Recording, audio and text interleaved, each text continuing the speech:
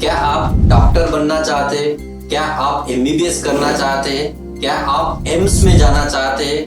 क्या आप government medical college में जाना चाहते हैं? क्या आप BAMS, BHMS, BDS, BPTH, BSc nursing, B pharm ऐसे कोर्स करना चाहते हैं तो ये वीडियो आपके लिए है। राकेश पाखमोरे एजुकेशन।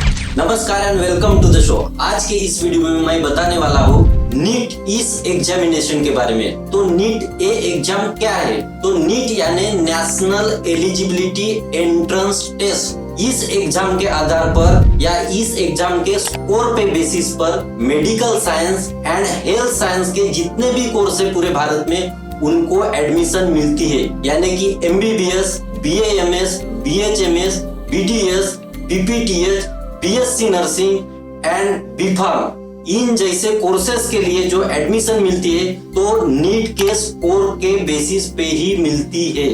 उसके बाद नीट का एलिजिबिलिटी क्राइटेरिया क्या है? तो आपको 12th स्टैंडर्ड में पीसीबी यानी फिजिक्स, केमिस्ट्री, बायोलॉजी ग्रुप के साथ 12th साइंस पास करनी पड़ती है, जिसमें आपको मिनिमम 50% मार्क्स होने जरूरी होते हैं। इसके अलावा एससी, एसटी, ओबीसी इन कैटेगरी के लिए 40% भी चलते हैं। नीट एग्जाम कंडक्ट करने की अथॉरिटी कौन सी होती है? तो गवर्नमेंट ऑफ इंडिया ने नीट कंडक्ट करने के लिए एनटीए यानी नेशनल टेस्टिंग एजेंसी ये कंस्टिट्यूट की है, जिसका संकेत स्थल यानी कि वेबसाइट www.nta.ac.in ये है। अगर आपको नीट के बारे में कोई भी इंफॉर्मेशन चाहिए या कोई भी अपडेट चाहिए तो आप इस संकेत स्थल पे जाके या इस वेबसाइट पे जाके पता कर सकते हैं। उसके बाद नीट एग्जामिनेशन का सिलेबस क्या है? तो आपको 11th एंड 12th की ओल्ड एंड न्यू एनसीईआरटी पढ़नी पड़ती है। अब आप कहेंगे कि न्यू और ओल्ड दोनों क्यों? तो न्यू जो एनसीईआरटी है उसमें रिड्यूस कोर्स है जो कि आपके 12th सीबीएसई बोर्ड एग्जामिनेशन के लिए होता है, लेकिन नीट के लिए जो सिलेबस रहता है वो ज्यादा रहता है, वो ओल्ड एनसीईआरटी में कवर है, इसीलिए आपको ओल्ड और न्यू दोनों एनसीईआरटी पढ़नी पड़ती है। स्ट्रक्चर ऑफ द पेपर यानी नीट एग्जामिनेशन का पेपर का पैटर्न या स्ट्रक्चर कैसा है? तो इसमें 3 सब्जेक्ट होते हैं, जैसे कि फिजिक्स, केमिस्ट्री, बायोलॉजी। बायोलॉजी में 2 पार्ट होते हैं, जैसे कि बॉटनी और जूलॉजी। तो सबसे पहले फिजिक्स। सेक्शन ए में 35 क्वेश्चन होते हैं फिजिक्स के। सेक्शन बी में 15 में से 10 सॉल्व करने होते हैं। मतलब सेक्शन ए और बी के टोटल मिला के फिजिक्स में आपको 45 क्वेश्चन सॉल्व करने पड़ते हैं। अब इसका मार्किंग क्राइटेरिया यानी मार्किंग कैसे है? तो 1 क्वेश्चन के लिए जिसके करेक्ट आंसर के लिए 4 मार्क्स दिए जाते हैं, और अगर इनकरेक्ट हुआ आंसर तो उसके लिए -1 यानी 25% निगेटिव मार्किंग है। तो 45 जो फिजिक्स के जो क्वेश्चन है उसके लिए टोटल मार्क्स कितने होते हैं? तो 45 मल्टीप्लाइड बाय 4 यानी टोटल 180 मार्क का फिजिक्स पूरे नीट में होता है। उसके अलावा केमिस्ट्री, तो केमिस्ट्री सेम फिजिक्स जैसा ही होता है। सेक्शन ए में 35 क्वेश्चन होते हैं, सेक्शन बी में 15 में से 10 सॉल्व करने पड़ते हैं, यानी टोटल सेक्शन ए और सेक्शन बी के केमिस्ट्री के 45 क्वेश्चन आपको सॉल्व करने होते हैं, और 45 मल्टीप्लाइड बाय 4 यानी टोटल 180 मार्क्स का केमिस्ट्री भी होता है। उसके बाद बायोलॉजी, तो बायोलॉजी में 2 पार्ट होते हैं, बॉटनी और जूलॉजी।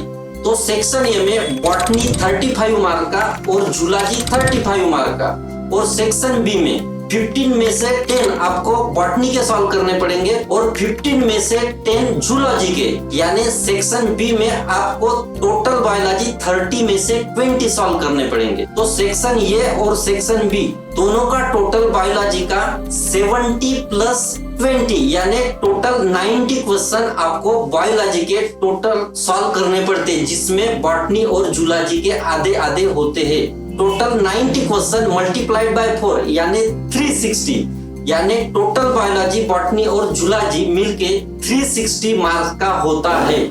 लेकिन अभी 25 जनवरी 2025 से एनटीए ने ये अपडेट लाया है जो स्क्रीन पे दिख रहा है। All NEET UG 2025 aspirant are hereby informed that the question paper pattern and examination duration will revert to the pre-COVID format। यानी कि कोरोना वायरस या कोविड आने से पहले नीट एग्जामिनेशन का जो पेपर फॉर्मेट था और ड्यूरेशन था वो अब 2025 नीट से वैसा ही रहेगा। Where there will not be any section B anymore, यानी उसमें सेक्शन B नहीं रहेगी। Hence there will be a total of 180 compulsory questions, 45 questions each in physics and chemistry and 90 in biology, which will be attempted by the candidate in 180 minutes। यानी इस update के हिसाब से अब सेक्शन बी यानी optional questioning नहीं रहेगी। यानी कि जो सेक्शन बी में 15 में से 10 क्वेश्चन सॉल्व करने होते थे अब वैसा पैटर्न नहीं रहेगा। यानी नीट एग्जाम का अब नया पैटर्न कैसे रहेगा? तो नीट एग्जाम का नया पैटर्न यानी फिजिक्स के डायरेक्ट 45 क्वेश्चन, केमिस्ट्री के डायरेक्ट 45 क्वेश्चन, बायोलॉजी यानी बॉटनी प्लस जूलॉजी मिला के डायरेक्ट 90 क्वेश्चन, यानी टोटल 180 क्वेश्चन रहेंगे और 180 में से 180 सॉल्व करने होंगे। यानी कंपलसरी 180 रहेंगे। 180 मल्टीप्लाइड बाय 4 यानी 720। यानी नीट एग्जाम अभी टोटल 720 मार्क्स का रहेगा।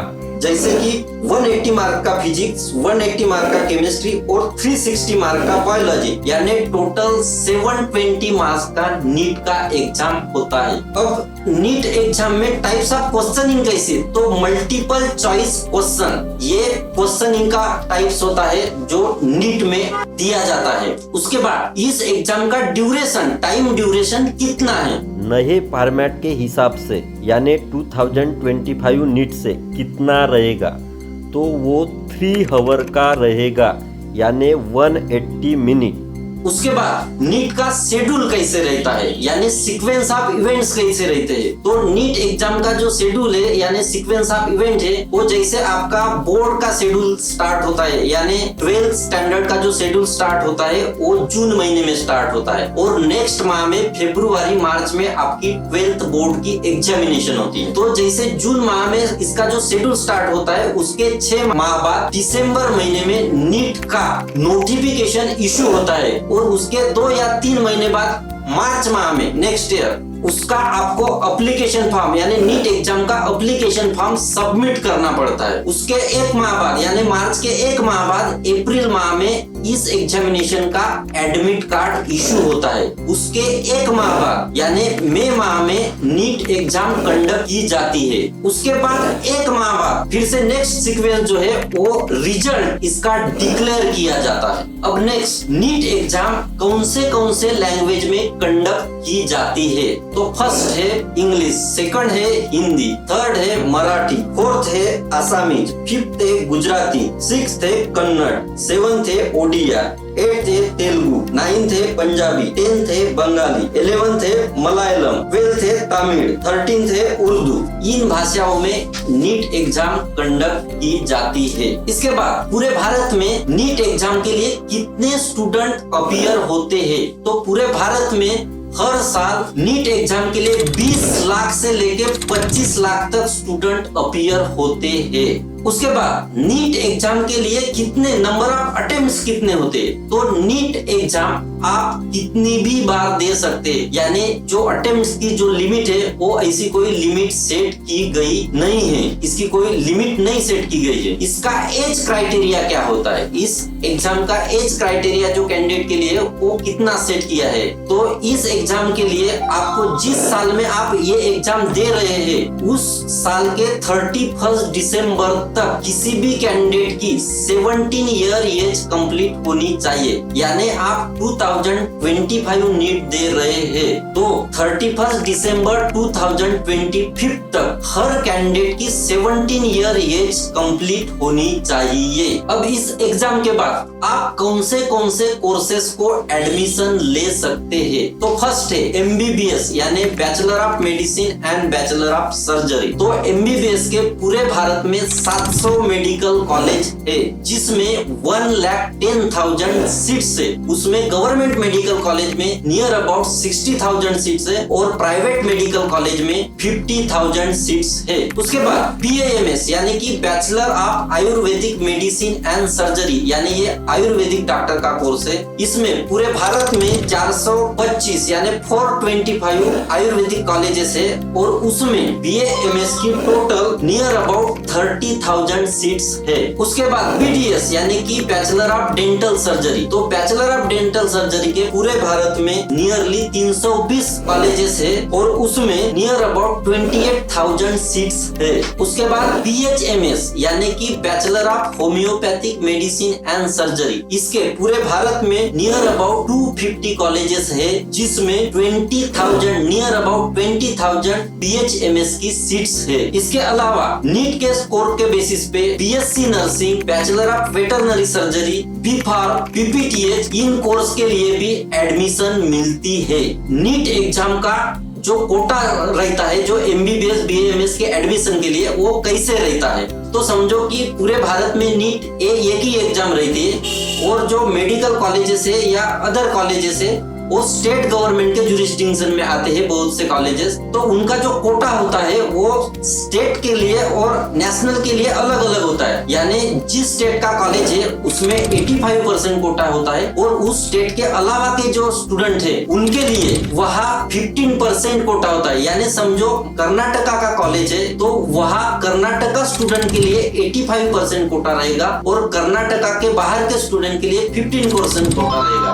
तो समझो कि Bangalore medical college and research institute है और उसमें 100 सीट्स है यानी 100 सीट्स है एमबीबीएस की। तो जो कर्नाटका के जो स्टूडेंट है उनके लिए 85 सीट्स रहेगी और अदर देन कर्नाटका यानी कर्नाटका के अलावा के राज्य में से जो स्टूडेंट है उनके लिए 15 सीट्स रहेगी। वैसे समझो महाराष्ट्र में ग्रैंट मेडिकल कॉलेज मुंबई है तो महाराष्ट्र के स्टूडेंट के लिए वहाँ 85% कोटा और महाराष्ट्र के बाहर के जो स्टूडेंट है उनके लिए 15% कोटा। यानी जो ग्रैंट मेडिकल कॉलेज मुंबई में 100 सीट्स है तो महाराष्ट्र के स्टूडेंट के लिए 85 सीट्स होगी और महाराष्ट्र के जो बाहर के स्टूडेंट है अदर देन महाराष्ट्र स्टूडेंट उनके लिए 15 सीट्स रहेगी। ये कोटा हुआ। अब उसके बाद इस एग्जाम में रिजर्वेशन कैसा रहता है? तो जो सेंट्रल गवर्नमेंट का रिजर्वेशन का क्राइटेरिया है वो सेम यहाँ भी रहता है। यानी कि 15% रिजर्वेशन एससी कैटेगरी के लिए होता है, 7.5% एसटी कैटेगरी के लिए होता है और ओबीसी कैटेगरी के लिए 27%। ओबीसी यानी ओबीसी एनसीएल नॉन क्रिमिनल उनके लिए 27% होता है। उसके अलावा इकोनॉमिकली वीकर सेक्शन के लिए 10% होता है और फिजिकली डिसेबल के लिए यानी पर्सन विद डिसएबिलिटी के लिए 5% होता है। अब उसके बाद परसेंटाइल की कंसेप्ट क्या होती है? तो सबसे पहले परसेंटेज, अगर आपको 100 में से 90 मार्क्स मिले हैं तो वो 90% कहलाते हैं या 60 मार्क्स मिले तो 60%। लेकिन परसेंटाइल की कंसेप्ट थोड़ी अलग है। अगर 100 लोगों ने एग्जामिनेशन दी है तो अगर आपका रैंक 10th है इसका मतलब आप 90 लोगों से आगे है यानी 90% लोगों से आगे है इसका मतलब आपको 90 परसेंटाइल मिले है। अगर आपका रैंक फर्स्ट आया है तो आप 99 लोगों से आगे है यानी 99% लोगों से आगे है यानी आपके परसेंटाइल 99 हो गए यानी आपके परसेंटाइल 99 होंगे। उसके अलावा समझो कि आपका रैंक 20 थे यानी आप 80 लोगों के आगे है तो इसका मतलब आप 80% लोगों से आगे है तो ये 80 परसेंटाइल हो गया है। उसके बाद इस एग्जाम का क्वालिफाइंग स्कोर यानी कट ऑफ कितना होता है यानी आपका स्कोर वैलिड कितना रहेगा, कितना स्कोर मिलने के बाद वैलिड रहेगा। तो ओपन कैटेगरी के लिए 50% होने जरूरी होते हैं। यानी कि समझो कि पूरे भारत में नीट एग्जाम 20 लाख स्टूडेंट ने दी है, तो आपकी 20 लाख से मिनिमम 10 लाख, तो आपकी रैंक पहले 10 लाख में आनी चाहिए, तब आप 50% के बेसिस पे मैच या कंप्लाई करेंगे। अगर 50 आपकी रैंक या 10 लाख से ज्यादा रैंक आएगी तो आपका जो स्कोर है वो वैलिड नहीं रहेगा। अब ये स्कोर, ये percentile OBC category, SC category और एसटी कैटेगरी के लिए कम होते हैं। यानी ओबीसी, एससी, एसटी के लिए 40% स्कोर लगता है और फिजिकली डिसेबल के लिए 45% स्कोर लगता है।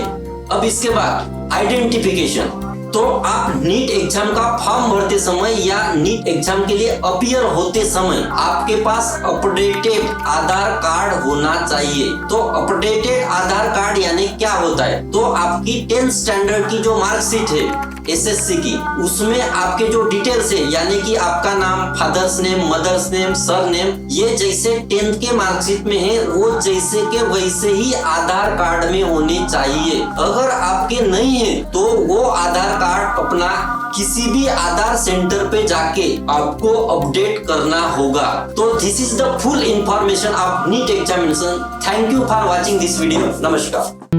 Please subscribe on YouTube and press the bell icon. Like, share and follow on Facebook. Follow on X or Twitter. Follow on Instagram.